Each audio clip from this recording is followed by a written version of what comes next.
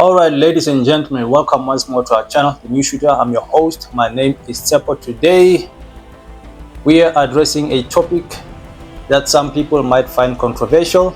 And the topic today is we are addressing a new cartridge selection for a new shooter. So, say you go to the shooting range and you see some guy shooting one of these bolt action rifles, or perhaps maybe you've seen a hunting video on YouTube or social media, and you think, maybe this is something that I would like to try and get into. So now you don't know which rifle to choose. Okay, so from a new shooter perspective, the issue is which rifle. Okay, but once you start getting to understand how everything works with firearms, you realize it's not particularly a rifle selection but a cartridge selection. This is where the controversy starts. So if this is you, you've come to the right place. So without any further ado, let's get to it.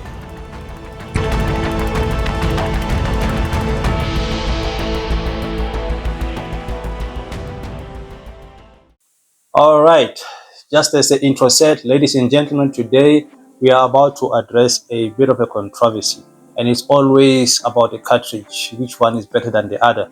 And there isn't really one that is better than the other. It's just that you need to know what you have and how to use it. So this video is about to solve a issue that maybe a new shooter might have when it comes to rifle selection, especially bolt action rifle selection, whether they want to use it for hunting, sports shooting, or maybe just going to the shooting range, having fun, shooting at paper targets, steel targets, just blinking at the range. All right, so this is what we're going to be talking about. Now, we're going to break down this discussion into three formats. Okay, the first being the hardware selection, which would be this setup right here. And the next would be the software selection, which will be the actual cartridge, which is in question. All right, and the next will be ballistic comparison, where we now going to be comparing ballistics from different types of cartridges to see which one will make sense for a new shooter. All right, so now my question is, just before we start, a disclaimer, okay, and it's going to be the sum of the whole video. The question is, why not a 308? And just by that, that's something that will just give you an idea where this video is headed. All right, but now you have to hold on so that we can be able to break down why I'm saying why not a 308. There's reasons. So let's talk about cartridge selection, the software. What is the difference between cartridge and the actual rifle? There was a bit of a confusion between what is a cartridge, what is a bullet, and the actual rifle. So if there is any out there who might have that confusion, let us start there first and clear that out. All right, so the cartridge is the actual bullet that you use for a specific firearm. All right, so for example, you can have a firearm like this, and this firearm can be chambered for a variety of cartridges. This specific setup is chambered for a 308 Winchester, all right, which is this cartridge right here.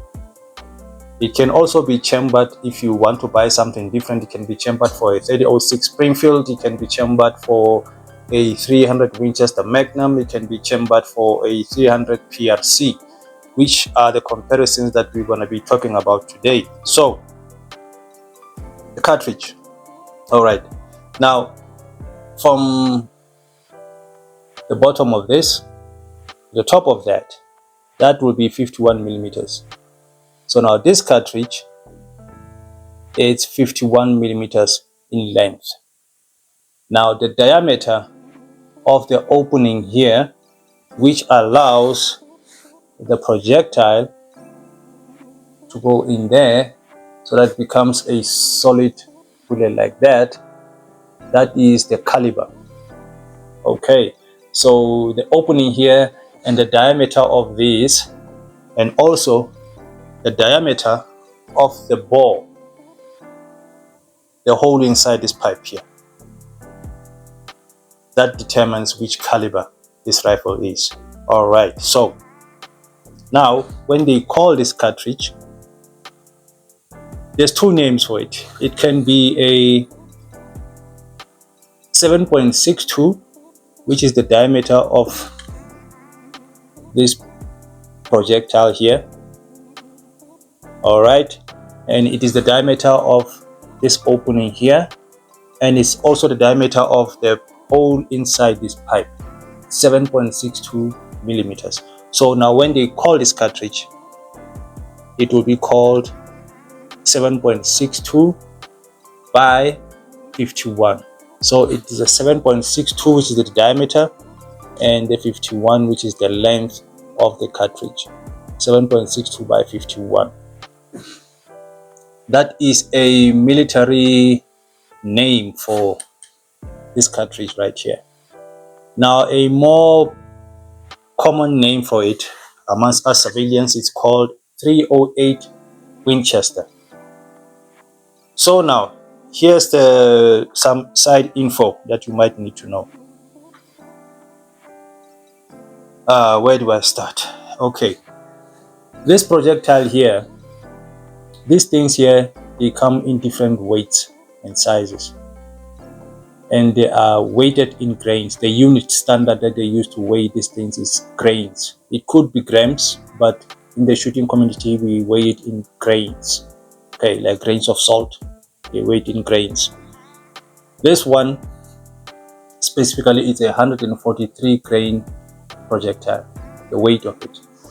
This one is a 175 grain projectile. As you can see, they are not the same size.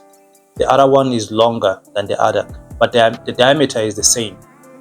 Alright, so all of these are 308 inches in diameter, where the name of this rifle comes from, 308 Winchester, and the name of the caliber comes from 308 Winchester. Alright, so when we talk about the 308 Winchester, we are necessarily talking about the cartridge, not necessarily the rifle, because the rifle can be chambered in anything that you get. Alright, so I hope that doesn't confuse anybody. So you can get, for this specific cartridge of a 308, I believe you can get projectile weight, these things here, from 110 grains up to 200 grains, which you can be able to load onto this thing so that you can shoot it with this rifle right here. Now, there are other 308 cartridges that are not necessarily 308 Winchester, meaning not 7.62 by 51. There is what we call a chambering. A chambering is this part of the, because from here to there is the barrel, right? This portion here is called a chamber, which allows this thing to get inside, okay? So that when you pull the trigger, it gets struck, and then there's an explosion which allows the projectile to travel through this, going out onto target. So you can get a different rifle which can shoot a different cartridge. One of those rifles in question is the 30-06 Springfield. Now, what is the difference between a 30-06 Springfield and a 308 Winchester? The difference is the type of cartridge that it allows to shoot. These things are not the same size. For a 30-06 Springfield, this thingy-majiggy right here, it's a bit longer, meaning that you can put more powder in there, meaning that you're going to have a bigger explosion, meaning that when this projectile leaves and travels through the bore or in the barrel out to target, it will be traveling at a faster velocity or speed. That is the difference. Meaning this one will be, the 308 will be a little bit smaller. As you can see, it is this size. Now on the screen somewhere, I will post or show different sizes of these, so you can kind of have a ballpark idea of what's the difference in sizes between the 308 and the 30-06 Springfield. Okay, we also have another cartridge called a 300 Winchester Magnum. Now the 300 Winchester Magnum is a little bit bigger than this, and it's a little bit bigger than the 30-06 Springfield. So with a 30-06 Winchester Magnum, you're going to have much more powder than you get on a 30-06 Springfield, much more bigger explosion, much more faster velocity of these when they leave the muzzle. All right, and then you get a 300 PRC. With a 300 PRC, it's a much bigger cartridge or container of powder like this one than the 300 Winchester Magnum. With that, more explosion, more faster velocity of these. Okay, but now as a new shooter, what you have to know is the bigger you get of these cartridges, the more recoil you're going to get. Now what is that? Recoil is basically that when you pull the trigger, you're going to have an explosion happening, which pushes the projectile out onto target. So there's a lot of pressure that happens inside here. So immediately when the projectile leaves the muzzle, there is going to this thing here, because now there's pressure inside here, it's going to create a vacuum. Now when the vacuum is created, the minute there's a clearing and opening at the end there, that vacuum needs to be closed, which will cause that jerking option, that jerking movement, doing that, and that is going to go onto your shoulder. All right, caused by the atmospheric pressure, caused by the explosion. That's what causes the recoil of the rifle, and that is not necessarily a pleasant experience for a new shooter. So the more experience you get with shooting, you get to develop techniques on how to mitigate that felt recoil that you get onto your shoulder. Anyway, so those are the four cartridges that we're going to be comparing.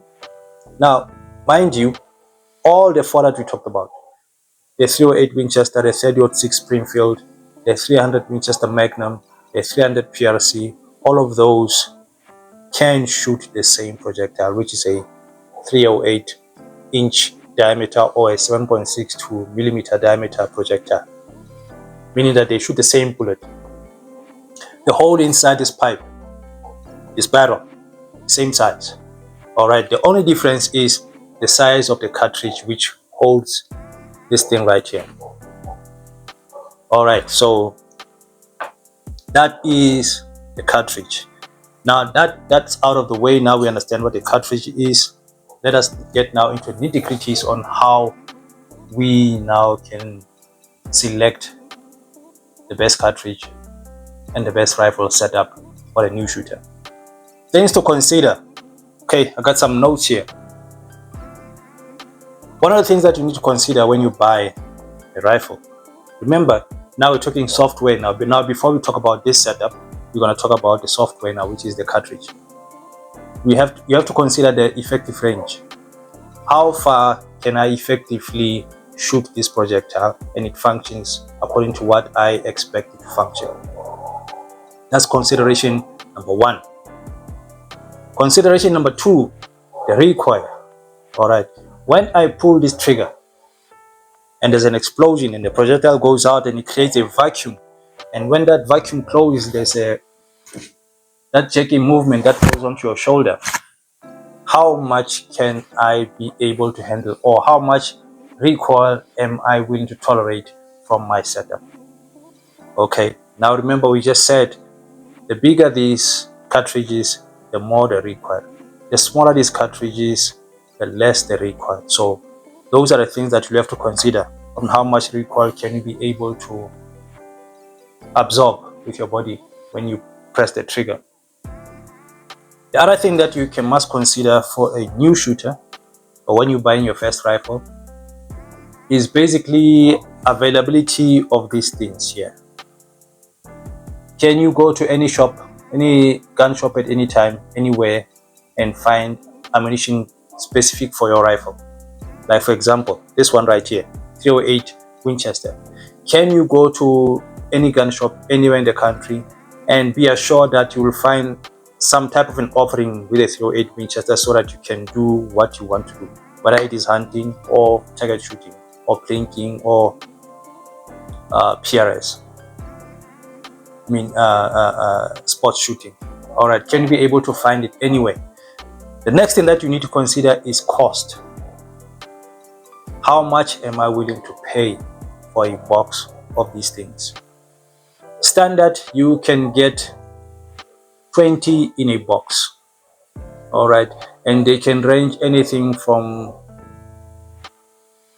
what's the cheapest that I've seen? Probably around 400 bucks.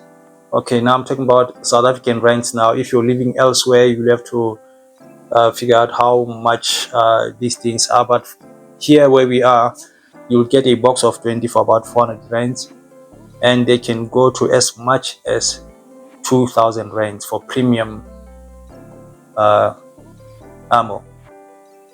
All right, so you have to consider that can I find cheap ammo? Let's say for example you can put 2 grams of powder in here and it will be full for you to be able to use it for what you want. But now when you get a bigger cartridge, you're going to need to use 6 grams of powder. Now that's going to be a bit expensive.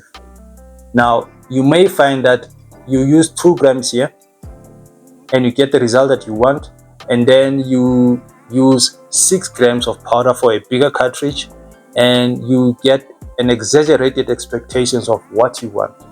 So now the question would be, why would you want to pay more for something that you don't really need than to pay less for something that you actually need? So that is the efficiency that I'm talking about. So that is, ladies and gentlemen, the software, things to consider. The next would be the hardware itself, the hardware being the actual rifle. All right, one of the things that we need to consider when choosing a rifle is weight. Some people complain about heavy rifles. Some people complain about light rifles. And there's a reason for everybody complaining about something, because there's trade-offs, there's pros and cons to each and every type of rifle that you get.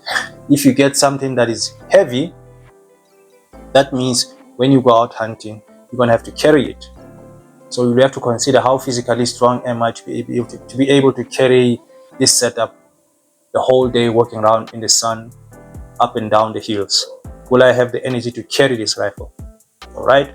Now, if it's heavy, the trade-off is that recoil that we talked about, that jerky movement that goes onto your shoulder, is going to be greatly diminished because of the weight.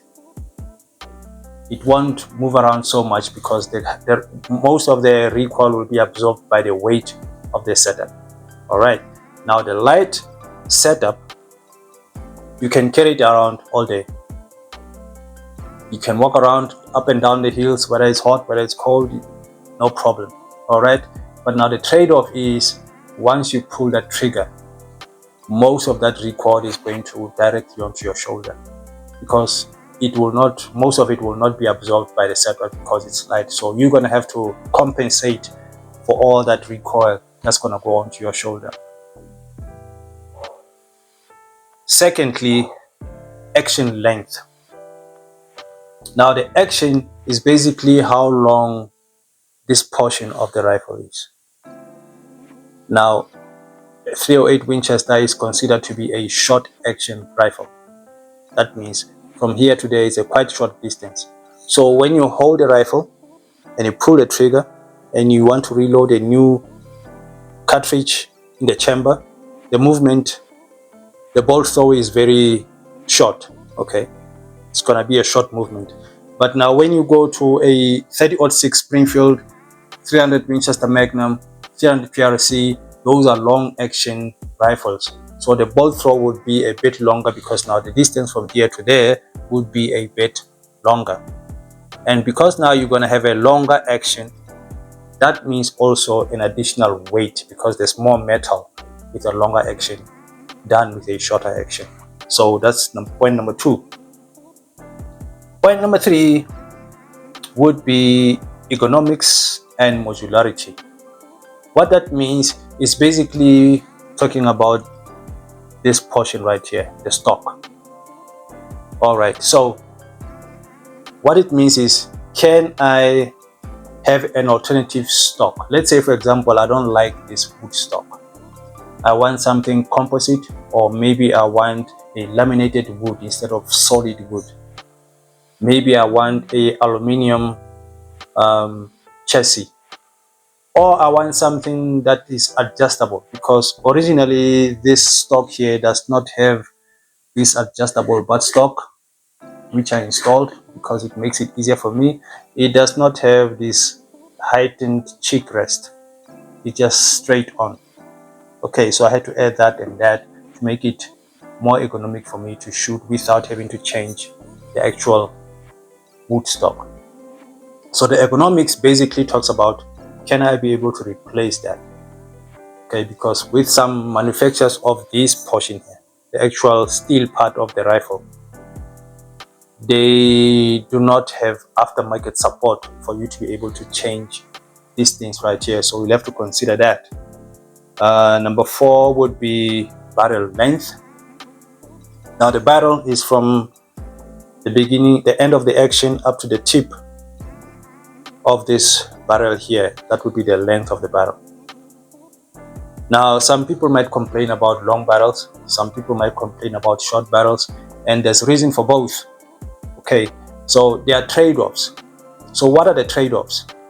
A longer barrel, what it does is it allows you to have, okay, let me just retrace my steps a bit.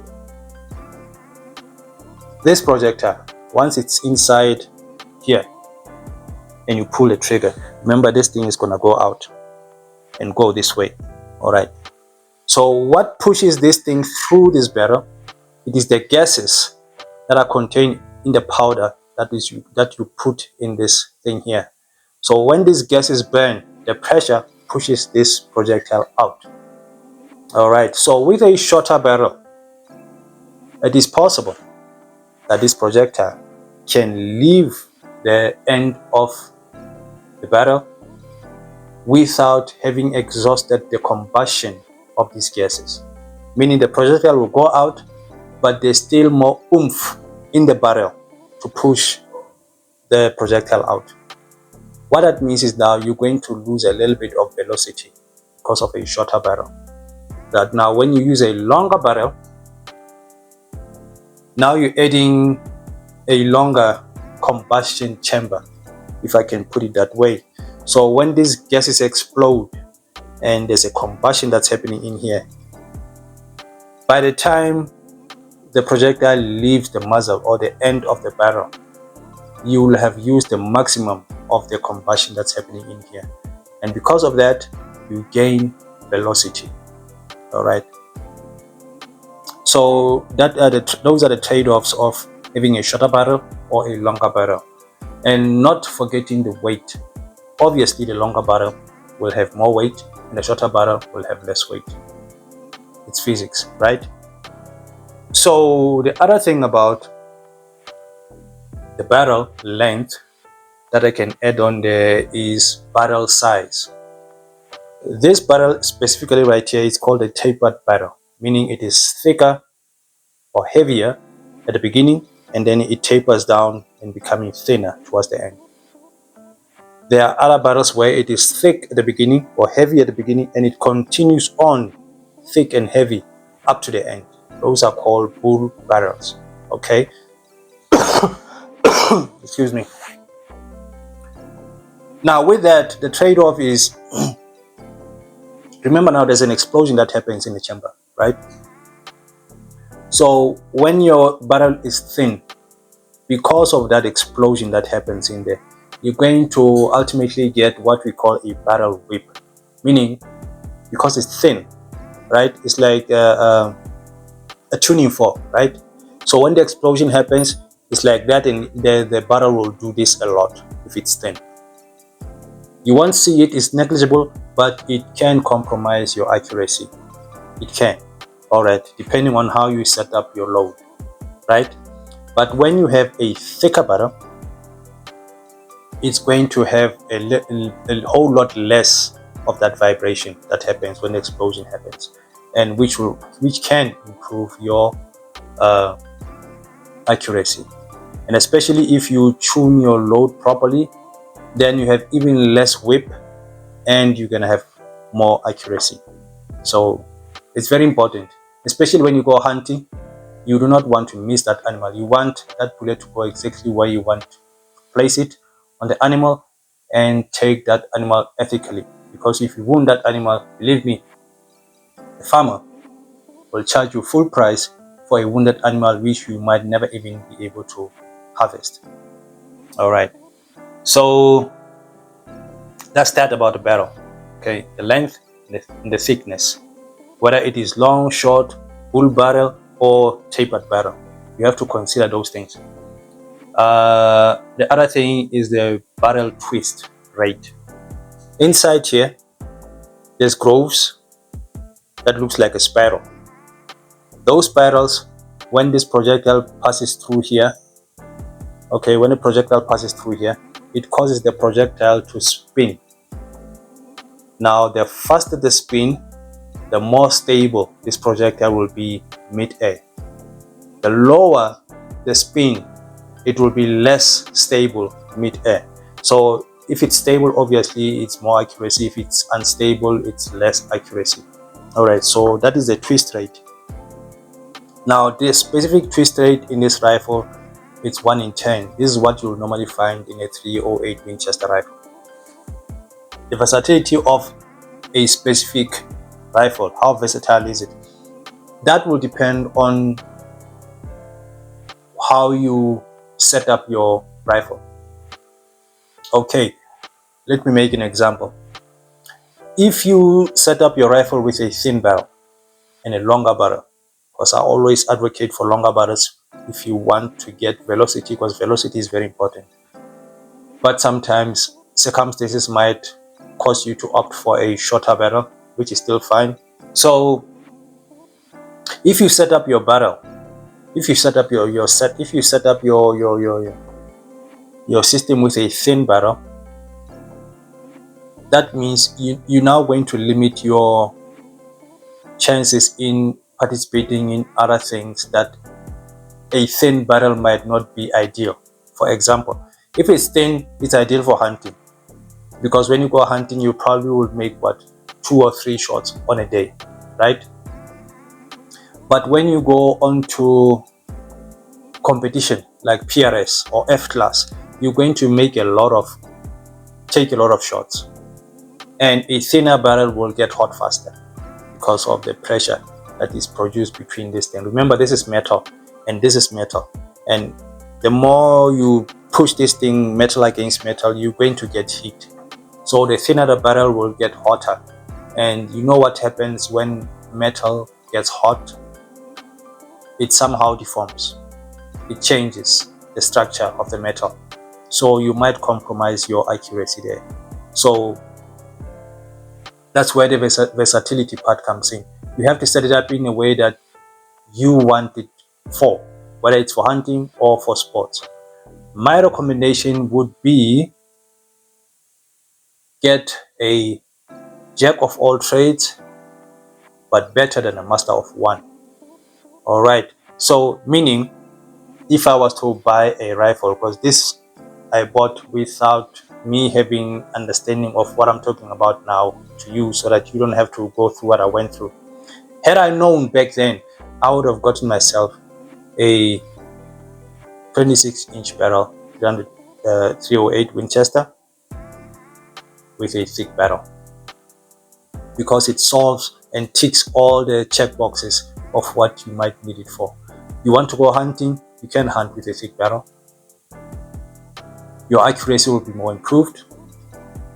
You can take the very same setup and go enter a competition for PRS, no problem, because the thicker barrel means it's gonna be more accurate because it's stiffer, and you'll have less heat per shot. Okay, and you can use the same setup also for a competition called F class for a 308. Now the other 30 calibers, the 30-06, the 300 Winchester 30-06 Springfield, the 300 Winchester Magnum, the 300 PRC. The other three, you can't use those for F class competitions because of the action. Only short action rifles are acceptable for F class. All right. And can you use 30-06 for PRS? Yes, you can, if you can handle the recoil. Remember, once you go into PRS, you're going to have a lot of shot count. So if you can handle that every time you pull the trigger, that's fine. Might want to see a chiropractor after that, but if you can handle it, you can handle it. Who am I to say, right? So this is where the 308 outshines other 30 calibers because it's much more versatile than other 30 calibers. You can use it for a whole lot of things. And the last point is barrel longevity. Now with a 308 Winchester, I do not know of any rifle, center-fired rifle, which barrel can last longer than a 308 Winchester. The reason being is it is less because the speed are lower. Okay, you get about 2,600 feet per second speed while the bullet travels in here, unlike others where you get about 2,800, 2,900, 3,000, 3,100 feet per second. Because of the slower speeds, you get less friction, meaning that now the barrel wear and tear inside here will last longer. Meaning that once you buy a setup of a 308, my encouragement to you is buy good quality rifle that you can be able to hand it over to your children and your children can hand it over to their children. It's a family relic that once you buy it, you can keep it without worrying about it losing accuracy over time. The longevity of this barrel is nothing can compare to it. All right, so those are the things that you need to consider once you buy a rifle and cartridge selection as a new shooter. Consider all those things: the software, ballistics or effective range, the recoil, ammo availability, the cost, the efficiency, the versatility of the cartridge. Those are the things that you need to consider when you choose a cartridge. And once you buy a setup like this, you have to consider the weight, the action length, the ergonomics, the barrel length, the barrel thickness, the twist rate of the barrel, the versatility of the setup, and barrel longevity. Now, having said that, okay, at the beginning, I said it is always better to buy jack of all trades, but better than a master of one. A master of one, it's something that can do just one thing and do it perfectly. But you can only do that one thing with that. So why not choose something that can do everything, even though it doesn't do it perfectly all right, but acceptable. All right, for example, 30-06 Springfield. That is a dedicated hunting cartridge. Can you do other things with a 30-06? I don't think so. You can if you want, but most people don't because there's reasons why not. One being the recoil, other being the cost. It's not efficient at all. For example, the guys that go into PRS, they choose the 6mm cartridges because with the 6mm cartridges, you get a much smaller case, less powder. You get much smaller projectile, less cost in manufacturing.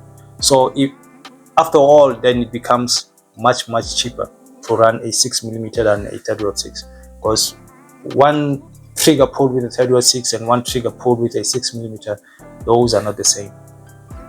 And the cost will also come onto your shoulder with the recoil. So in other words, the 30-06 becomes a master of one because it's a dedicated hunting rifle.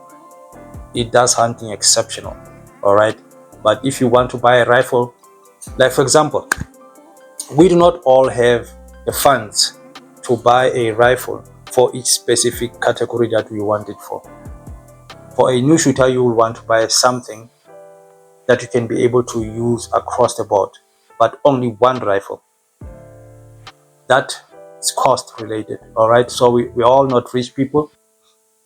We use what we have, and my recommendation to you is to buy jack of all trades and better than a master of one, which is this one here, because you can use it for hunting, you can use it for PRS, you can use it for F class if you want to enter that competition, and you can be successful and compete with all the 6.5 6mm cartridges out there, because today we are no longer limited by brass, bullet quality, and primer quality. All right, the powder that we put in here today, it's much more efficient, it burns efficiently, it gives good pressures without putting too much powder in here. The projectiles that we use these days, they have high BC, and now because it is a bigger diameter cartridge, when it comes to hunting, it does the work. Now let's get into ballistics. How does this compare with others? Now we're going to compare this with the arch nemesis of the 308 Winchester. We're going to use the 30-06 Springfield. We're going to do it apples to apples, using the same bullet weight on the 30-06 Springfield and on the 308 Winchester. All right, so here are the statistics. Now I'm going to quote some numbers from common, popular hunting cartridges. We're going to start with the Remington LOCT with 30-06 Springfield, 180 grains. Here are the numbers. All right, out of a 30-06 Springfield, a 180 grain projectile will be traveling at 2,700 feet per second when it leaves the barrel. It will have a muzzle energy, meaning muzzle energy is the energy that it has once it leaves the projectile. Just when it leaves, the initial muzzle energy would be 2,913 foot-pounds of energy. All right, so now how far can I push this for an ethical kill on an animal? Now, the effective range of a Remington LOCT. Now, this is according to their stats. Okay, I'm not making this up. This is according to their stats. If you buy a box, this is what you'll find on the box of Remington LOCT. The effective range for that 180 grain. Now, remember we're talking about 30-06 Springfield, right? 180 grain. The effective range is 500 yards. The impact energy at 500 yards, meaning how hard the projectile hits the animal, it will be 1,295 foot-pounds of energy. That's how hard it's going to hit that animal. But it's all good and well if it hits the animal, but the bullet doesn't function. What does that mean? It means this has to happen. All right, if you see this bullet right here is deformed, the front part of it compressed and collapsed onto the base. This is called mushrooming. That's when what happens when the bullet functions. It hits, and all that mushrooming, when the bullet expands, causes the bullet to slow down drastically, meaning that now it will put all that energy on the tissue of the animal, causing damage, and that will cause the animal to drop. And that's how you take an ethical kill on the animal, because of that much energy that destroys the tissue and the vitals of that animal. All right, so for this Remington LOCT, For it to function, to do this, it will have to impact at a speed of 1,800 feet per second. And it can only do that at 500 yards, according to Remington stats. There is another offering from a manufacturer called Nosler Partition for the 30-06 Springfield, 180 grains. The projectile also leaves the muzzle at 2,700 feet per second. The effective range for the Nosler Partition is 550 yards, which is 50 yards further than the Remington.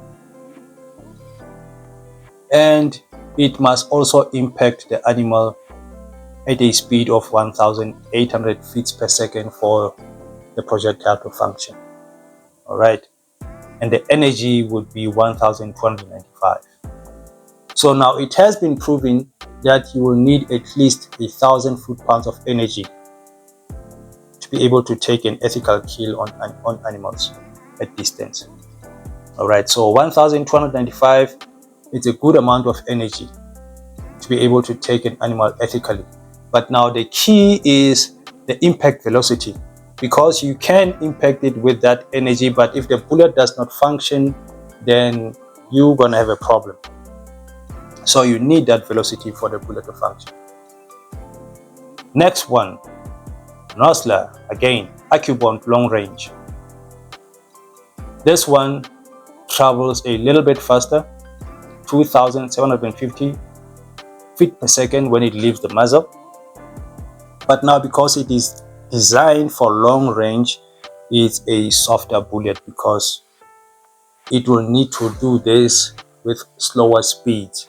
All right, but now the trick is, now even though it functions, if the energy is not enough, you might not have enough energy to take that animal ethically. So the best bet for this projectile distance will be 700 yards, and you will need a impact velocity of 1,800 feet per second at 700 yards. So it reaches a little bit further than the others. All right. And the next common offering of factory ammo of 30-06 Springfield, 180 grains, is Federal Fusion. Same speed when it leaves barrel, 2,700 feet per second. The effective range, 450.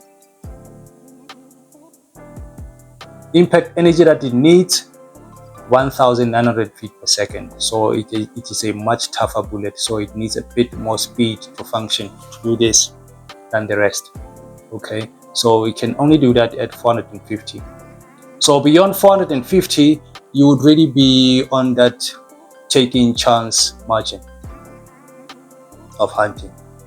All right, you might not get an ethical kill depending on what type of animal you're hunting. Now let's get to the point here quickly. So with a 308,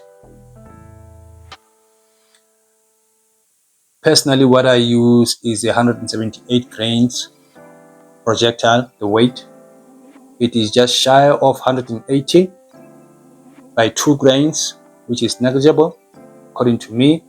I mean, 2 grains is not much, so which I found to be the best projectile for my purposes. All right, so that's my recommendation, but you can choose what is best for you.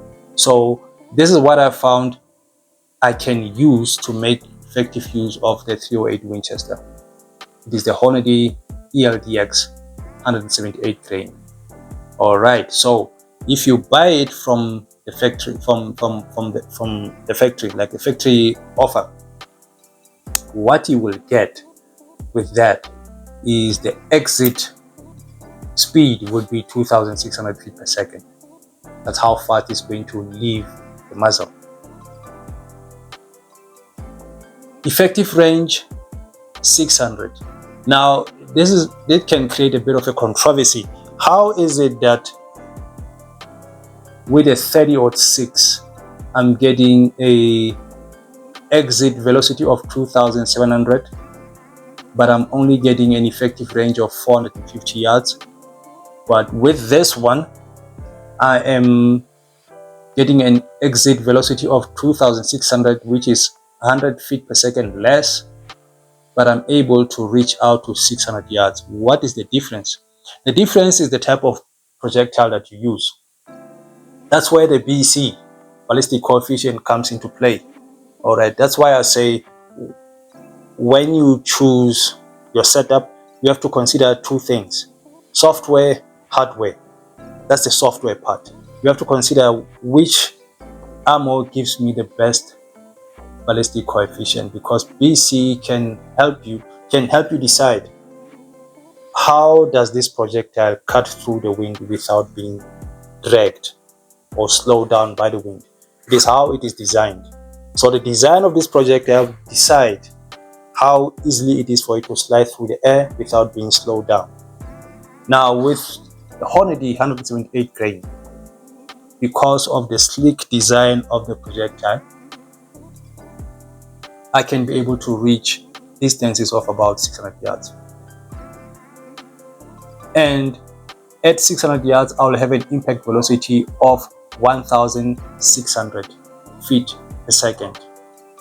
And that is what is needed for the Hornady ELDX to be able to function, to produce this effect where now you can be able to take your animal ethically. So that is the reason why I say, why not a 308? Because you can be able to achieve what you can achieve with a 30-06, but using a much smaller action, much lighter setup, much cheaper ammo, and much less recoil. All right, so we're not even now gonna try to delve with the 300 Winchester Magnum or the 300 PRC, because for a new shooter, I would not necessarily recommend because of costs, recoil, and all the other stuff that we've mentioned when you choose your software and hardware. All right, so we're just gonna start right at the beginning. So now, for me personally, I load my own ammunition, all right, when I go hunting, because I want my ammunition to be set up according to what is best for the setup that I have and for the area that I'm going to hunt, because normally I open in the open fields. The animals are a long distance away. It's not like maybe in Limpopo where there's brushes and hills and the animals are closer. Where I'm hunting normally it's open field. All right, you would be lucky if you get an animal at about 300 yards away, because the minute they see you, you're gone. All right, so personally what I use, I reload my own ammo, and these are the stats that I get when I reload my own ammo. Now, this is the reason why I say 308 is a much better choice for a new shooter because of the versatility of it. Now with my load, same load, 178 grain ELDX, right? Instead of 2,600, I get 2,600 feet per second. I get 2,630, so it's 30 feet per second faster than factory ammo. Now, here's the catch. When the ammo manufacturers test their ammo performance, they use a 24-inch barrel. This here is a 20-inch barrel. All right, but I am able to surpass that, what the factory is offering, by 30 feet a second. That is worthy of note. All right, and because of that, I can be able, that 30 feet per second, I can stretch now that 600 yard effective range to 700 yards. And at 700 yards, I'm still getting 1,600 feet per second velocity of impact, which is able to make that Hornady bullet to function. All right, so that is that. Now, what do I recommend? Remember, now we talked about this thingamajiggy here, the barrel. Thick, thin, long, short. Okay, my recommendation to a new shooter is, if you can, and if you're able to carry the weight, go for a 26-inch barrel, bull barrel, heavy one.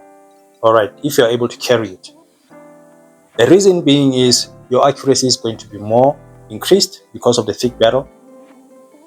You're going to get less hit per shot because of the thick barrel, and because now it is a 20-inch barrel, you're going to get increased velocity. Now it has been proven that for every 2 inches of increase in barrel length, you're going to get 20 feet per second faster velocity from your cartridge.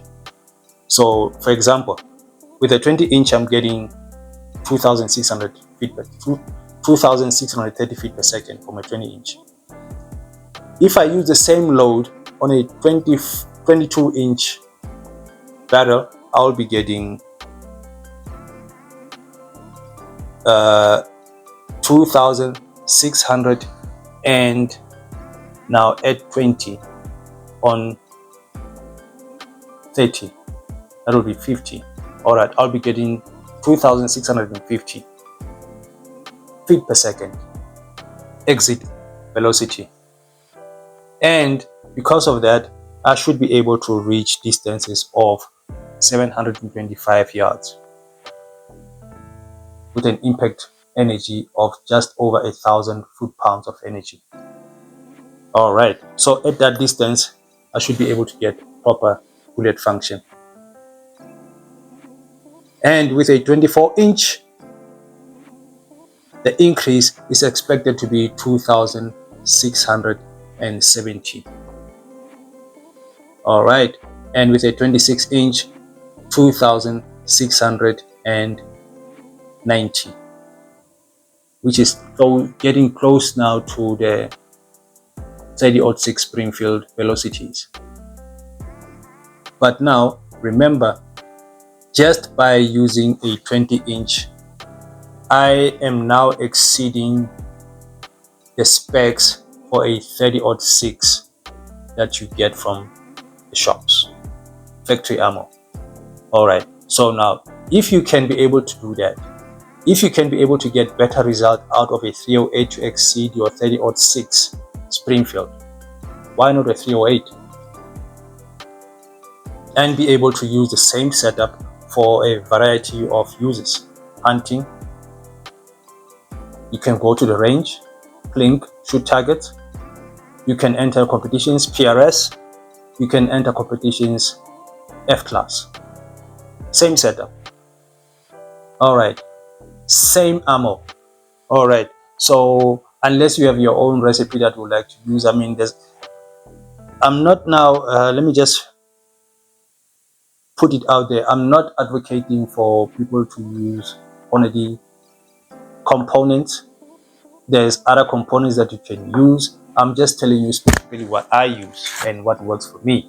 So if you find something that works for you, then all good for it. All right, so this is why I say for a new shooter, rather get a jack of all trades, but better than a master of one.